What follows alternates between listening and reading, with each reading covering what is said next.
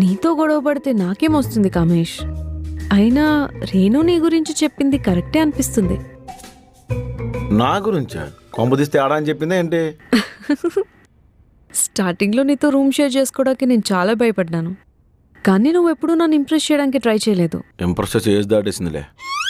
Flirting చేయడానికో మాటలు కలపడానికో ఎప్పుడు చూడలేదు. నా గురించి ఏమీ తెలుసుకోలేదు. ఎప్పుడు చూడు ఓనర్తో గొడవ పడతావు, నాతో గొడవ పడతావు. చూసే వాళ్ళకి ఏంట్రా బాబు వీడు అని చాలా చిరాగ్గా ఉంటుంది. కానీ నీతో జర్నీ చేస్తేనే నువ్వేంటో తెలుస్తుంది. నా గురించి నాకు కూడా ఇన్ని విషయాలు తెలియవిందియా? అంత బాగా అర్థమైపోయింది నీకు? ఒంటరితనంలో స్వేచ్ఛను వెతుక్కుంటాను నేను. ఎవరూ ఒంటరితనంతో బాధపడకూడదు అనుకుంటావు నువ్వు. సరేలే, నేను ఆఫీస్కి వెళ్తా, నాకు టైం అయింది. ఈవినింగ్ నేను త్వరగా వచ్చేస్తాను. మనం బయటికి